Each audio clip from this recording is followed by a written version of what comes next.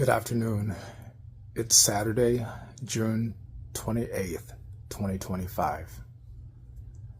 The numerology of today adds up to 34 if you add 6 plus 28. But then if you add the 9 from 2025, you get 43. If we break it down into the three components, first of all, this whole month of June, it deals with correcting the imbalances that we've experienced since the beginning of this year that have really started years back, but we felt such an intensity last year that built up into what manifested at the beginning of 2025. And now we see how this whole situation has reached a crescendo. In reality, it has reached the turning point. This is where everything completely turns around. God promised us that everything is going to be turning around right now, and He's actually prepared us for it. How many times has God prepared His people for what was to come? But the powers that be either ripped up the messages and threw them in the fire, or jailed the messengers, used some sort of tactic to keep the messages from getting out. Confusion tactics, distractions, creating delays, attempting to reshape the reality around people so that somehow what's true would not register or have any value at all.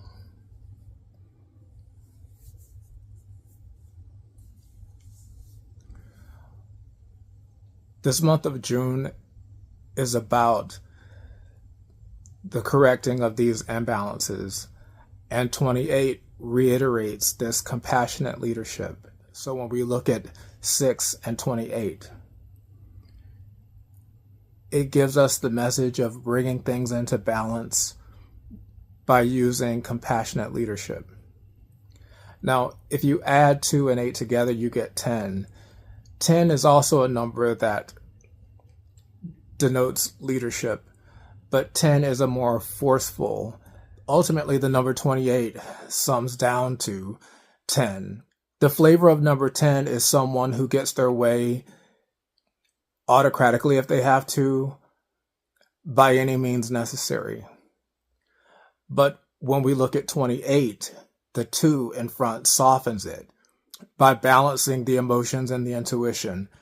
Someone who takes the time to actually listen and ascertain the situation, ascertain people's needs first before enacting a solution. And then after ascertaining those needs, the number 8 is a very orderly number. I think of organization, putting things in the right place, people in the right place. I see coordination, and I also see working things out according to their appointed time. So the number 28 also, it implies that there's mercy. The number 28 will delay a judgment if necessary in order to allow people more time to get their things together, or to allow more time for people to understand or be warned. It takes into consideration people's needs and people's differences. So 6 plus 28 adds up to 34, and 34 is a number that implies optimism. It's 3 in the tens place, which is a mastery of creativity, and a 4 in the ones place, which is about creating order. So the number 34 is an optimistic number because you are using your mastery of creativity in order to create order. So it implies a sense of optimism, a positive feeling about what's to come. Positivity gives you the drive to create something because you have something to look forward to. Now, when you take that 34 and then you add the energy of 2025, it brings it up to 43. 43 is a number that has 4 in the tens place and 3 in the ones place. That 4 times 10 is order times mastery. So this is someone who has mastered the ability of putting things in place, putting things in order. And the 3 shows that they're putting things in order to have a solid, stable, level foundation in order to build or create things. So we're looking at someone who has their priorities straight. They first create a level foundation so that they can build and be more creative later.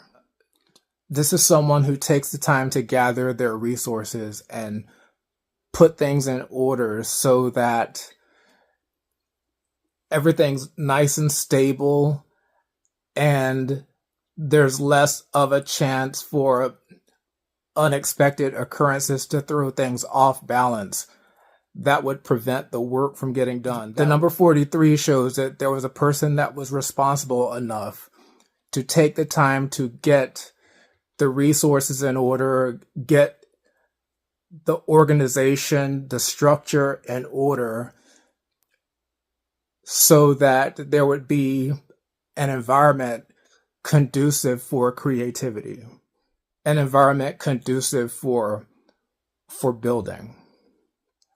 So we find ourselves right in the middle of the year now. And according to messages that I've been receiving for the past couple years or so, showing that around this time from the middle of 2025 to around the third quarter of 2025, that there would be a change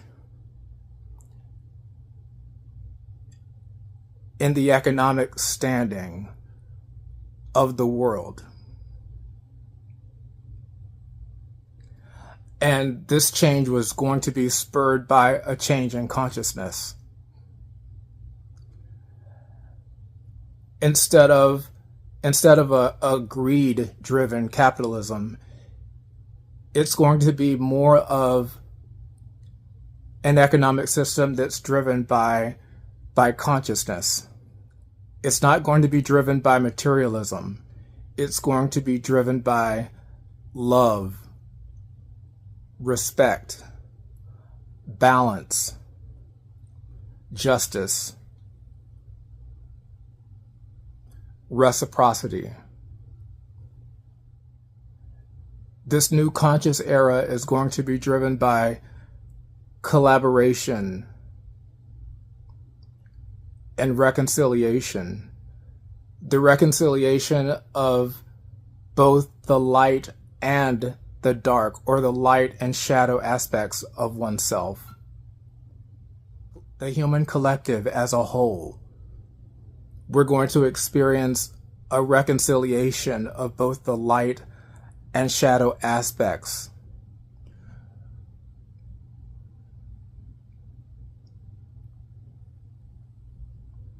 It's going to bring an enlightenment. It's ushering in a new period. It's ushering in a new period of miracles. The human collective as a whole is experiencing a mass awakening, a reconciliation of the light and shadow aspects of oneself, of oneselves, ushering in a new time of miracles. There's nothing new under the sun. Everything has been done before.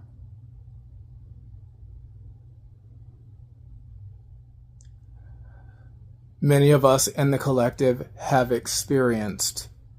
we've experienced setbacks.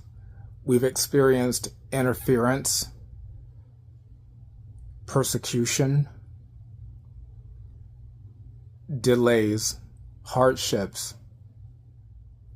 Many of us know the feeling that when we decided to endeavor to do what we came here to do, as we began to remember who we were, who we've always been. We woke up to the illusions. And when we woke up to the illusions, and we recognized the lies and the deception, and we began to come out of the fog, this cloudiness, understanding what's what and who's who, as this energetic frequency of the planet has increased, the light has gotten brighter, and it's been easier for us to be able to distinguish between what is truth and what is illusion. And when we decided to live in our truth, that is when we began to experience more setbacks, more resistance, and roadblocks. Some of us have experienced stalking. Some of us have experienced different levels of terrorism. Today, things have changed. Today, things have changed. This is not something that just happened suddenly. This is something that has been happening behind the scenes. This is why it was so important to allow everyone to do what they would do. Because even until now, everyone has had the free will to make the right decisions. Everything has been done before. It's like when you watch programs on TV. The programs on TV are pre-recorded, and they are arranged and played, broadcast at certain times of the day for ratings, for effect. The news that you see is pre-recorded. Even the things that we see when we see breaking news, everything has a delay before the general public gets to see it. And that is the difference between actually living in this matrix, this program that has been designed to keep people in line, and living outside of this program. For those who are living in this program, in compliance with the program, they are being, everything that they are seeing, everything that they are experiencing has already been recorded. Everything has been done before, and there's a delay in order to keep people in line. God's chosen ones are in a higher vibration. God put them in a higher vibration where they are actually living in real time. They have access to real time. They can do things in real time, and those things can actually change. They can change the program. God's chosen people don't follow a program. They are not part of this matrix, as Jesus said. Jesus said that his people would be in the world, but no part of it. In other words, you will be living within the world, but you're not part of this matrix. And because of that,